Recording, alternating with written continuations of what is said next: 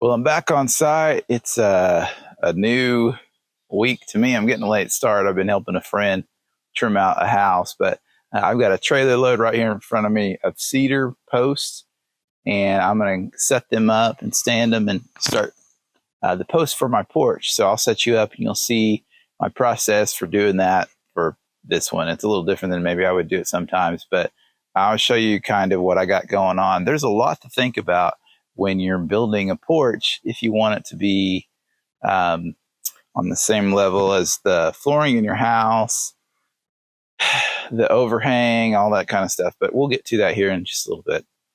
I need to accomplish a few things before I get to putting the post up and all that stuff.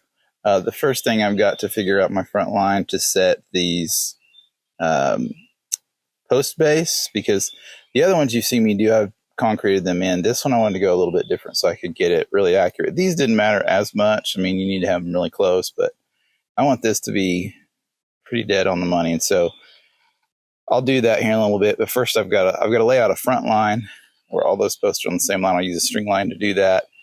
I had to take off my form boards as much as I can, which the ones on the edges I got to leave on because I need something to run the line off of, and that's the easiest way. So I'm going to do that front line. Then I need to just get the spacing. So that one will be where it is. I got to make sure that it's close to 8 feet so that I've got 3 posts that are going to go, along the top of it. Will land where they need to. And then the last thing is I need to establish the level. And I'll show you how I'm kind of doing that right now. And then I'll probably just set it up on time lapse or whatever. But I've got a piece of my wood floor here, and it'll end up, this will be the level that I need my decking to go to. And so I've got that level, and then I can put a 2x4, just measure down. I like to put stuff up and scribe it and use that line. And I'll make that line, figure out where it's at, transfer that mark over there, and then run, put a board at the line or something. I probably will put a board at that line just so, but you can also make a mark and put a nail in it, and then you run a string line and level it out. To me, it seems easier to do a board because you can set your level on top of it. And an 8-foot level seems infinitely more accurate than a little string somewhere out in the way. So that's what I'm going to do next. I'm going to set that. I'll do the level, and then I'll figure out my post layout.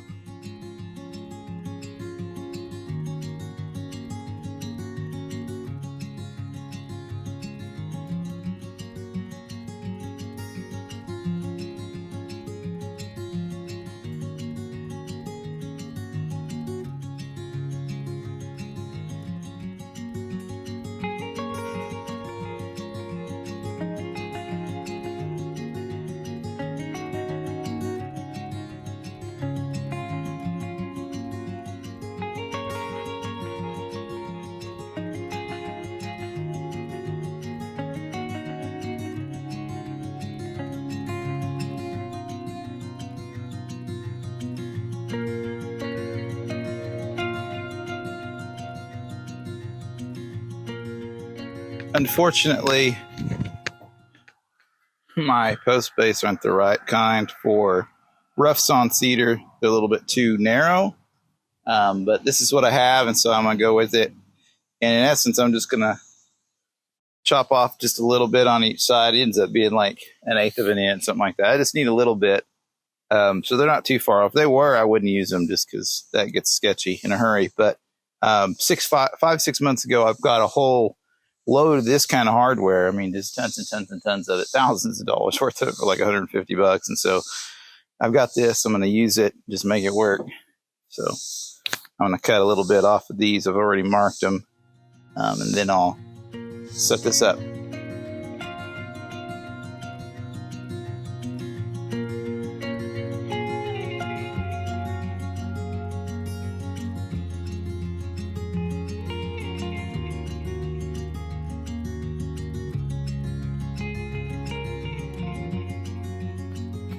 All right, so that's the end of that. As I'm doing this, kind of thinking about it, I'm sure there's people would say, why don't you just buy the right thing? Well, this is what I have. And the whole theme of this budget house and channel is just that. Use what you got. I'm not going to do anything ridiculous or unsafe, that'll be perfectly fine. Just takes a few extra steps. I think I've got $150 in all this cedar, which, I mean, just this one might be more than that, you know, if you just bought it. This one I got for free, and I had to resaw it with my sawmill. And then the other thing I was thinking about, maybe this is helpful to somebody, but over the last 15 years, whatever it's been that I've done construction, one thing I've learned is you got to know that there's a time to be very precise, i.e. building cabinets, and a time to just get it done and cut it in, whatever is quick and easy. And that's what this is really. It's nobody's going to see this stuff. It's structurally sound, yada, yada, yada, you know. But I think there's a lot of guys that have a hard time with that. I started doing drywall, and I think that helped me because drywall is very imprecise. You just finesse it and make it pretty. And then most recently, I've done cabinetry and trim, that kind of stuff. And so, I don't know, there's some free tidbit tip for you. I think I'll start at this end, and I'm going to drill the holes and put the anchors in.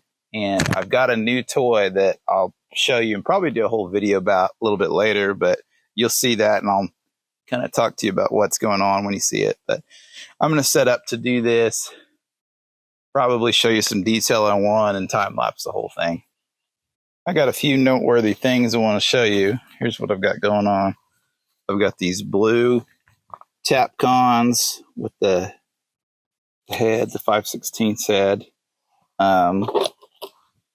and just a regular drill, not an impact. And this is cool. It's a plumber friend of mine gave me this, but it switches between sizes, so you always have the two sizes you need.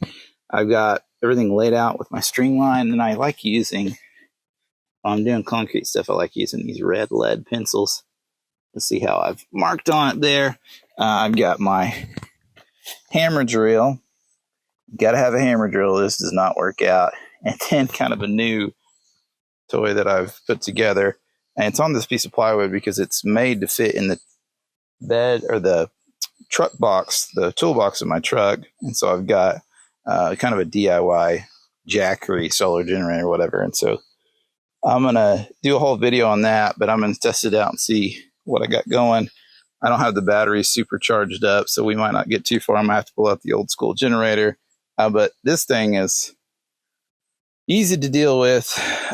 Tomorrow, I'm hoping I'm going to get a solar panel that'll probably live in the bed of my truck or on top of it or somewhere. I don't know. I'll figure it out. But this is going to be a cool thing, mainly just to charge batteries and have a power supply for something like this. I ran the air compressor off of it like a few days ago as I was setting it up. So I'm going to do a whole video on how I've set that up.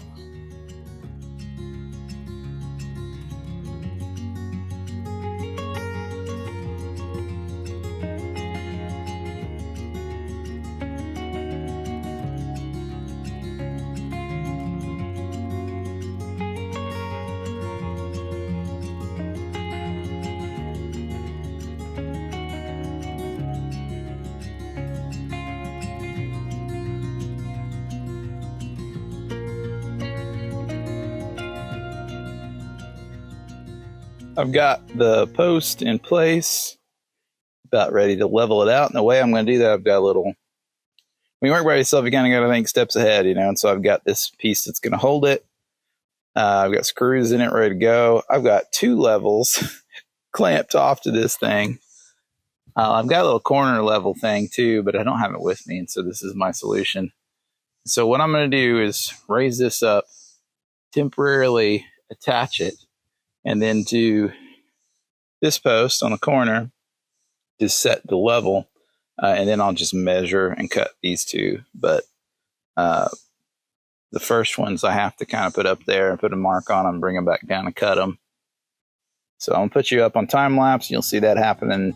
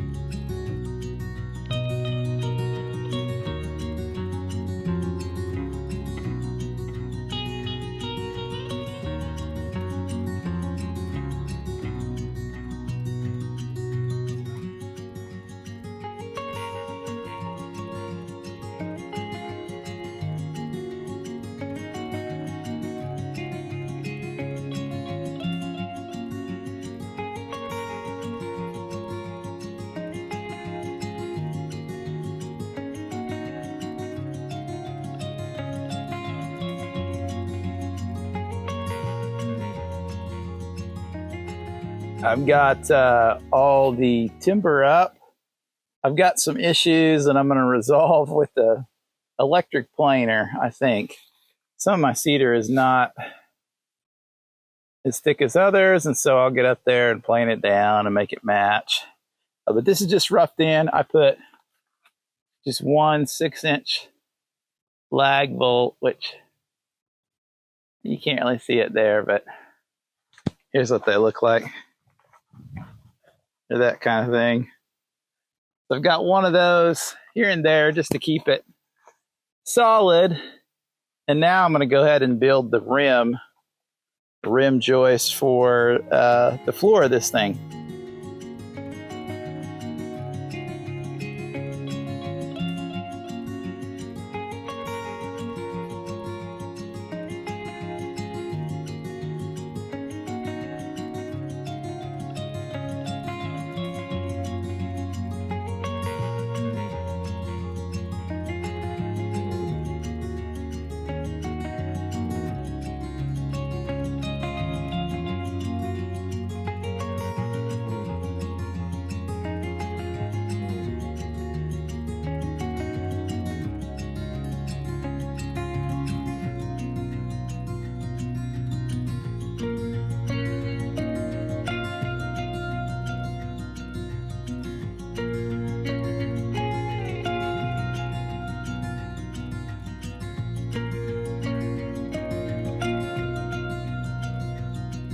Well, I got all the posts up. I got the ledger board, the rafter, rim joist, whatever I'm trying to say.